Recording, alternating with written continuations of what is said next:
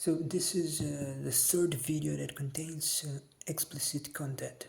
This time the objective of the video is different. So the first two videos were made to prove my sexuality. The third video is made to prove my self-control. So despite that, the first half of the procedure will be the same. So the setup will be exactly the same, and the first half of the actual procedure is exactly the same. So I'll have to produce an erection without touching my penis.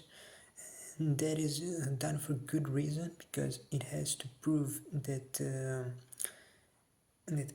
right now, when I'm doing the experiment, when I'm doing this procedure, I have to prove that that there is sexual arousal, because otherwise, in theory, I could rub my penis and cause an erection mechanically just because of the blood flow. So the first time when I did this, for the other two videos, I had to prove that every single time I conducted the experiment, I had to prove that I had to prove that I got an erection. But now this is not needed. So I'm doing it as an extra step, just to prove that now, when I'm doing it, there is sexual arousal, because that is the key element to proving that I have self-control. So how am I gonna do this? Initially I'll do the same. So I will just watch some videos of some girls and wait until I get an erection. And once that happens, that is a very important point. So once that happens, it is proven that there is sexual arousal, that there is sexual interest. So then the concept of self-control can be applied, because I would have to stop, right? So I will engage in masturbation, and then I would have to stop out of a sudden, just so I could prove, just so I can prove my self-control. But once again, if I start the experiment directly with that, in theory, I could, I don't know, I could drink some alcohol, or I could masturbate multiple times before the experiment in order to reduce sexual interest, sexual arousal, and then I would just stop, and I would say that it's proof of self-control.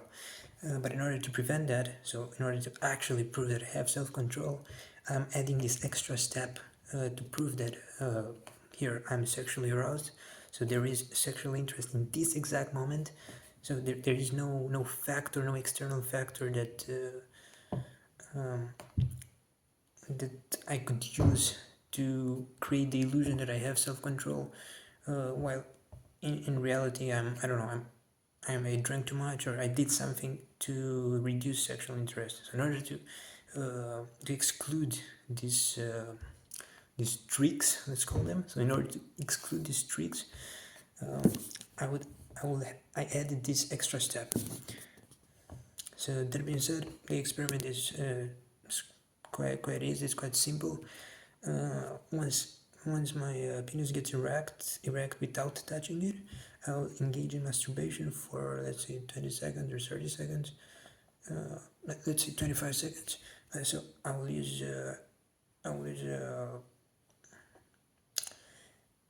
I'll use a stopwatch, and exactly 25 seconds I will have to stop. So that would prove that I have self-control, because the reason why this is done comprises the false stories that have been made up, and those false stories simply present me in an environment where where girls are present, and these girls pretend that I touch them, or that I harass them, or all sorts of false stories that present the same behavioral patterns. So that would mean that in a context in which there is no sexual, nothing that would imply sexual sexual interest. So if I'm at work or at school or whatever, everybody is fully dressed, right, and the environment is different. So the focus should be on something else. So either at work the focus should be on whatever I'm working on. At school there should be on the studies and so on. So in contexts where sexual interest should not be the main focus, they pretend that I would not be able to control myself, and then I would touch them in odd manners or sometimes in a manners that resemble sexual harassment. So that would mean that I would not be able to control myself. So now if I get in a position in which I prove that there is sexual arousal, that my penis is erect as a direct result of sexual arousal, and on top of that I also engage in masturbation, and then I would have to stop out of a sudden. Just using my will, I have to stop, right? So if I can do that, it is 100% proven that I can control myself in any other situation. So then their false stories don't make sense, or at the very least, it is proven that I can 100% control myself. So that would mean that either I would be doing that on purpose, just because I'm some sort of dickhead who just wants to do this kind of thing to piss people off, which doesn't really make sense, or that they're lying. But the aspect of self-control that cannot be denied. Because if I can control myself doing this, it is self-explanatory, and it is proven that I can control myself in an environment where aspects related to sex are not even supposed to be the main focus, right? So everybody is fully dressed. The actual reason why everybody is there is completely different. It has nothing to do with sex.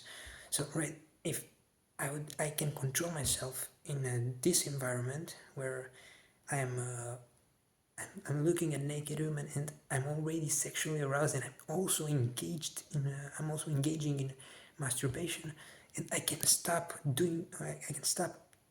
that while doing this.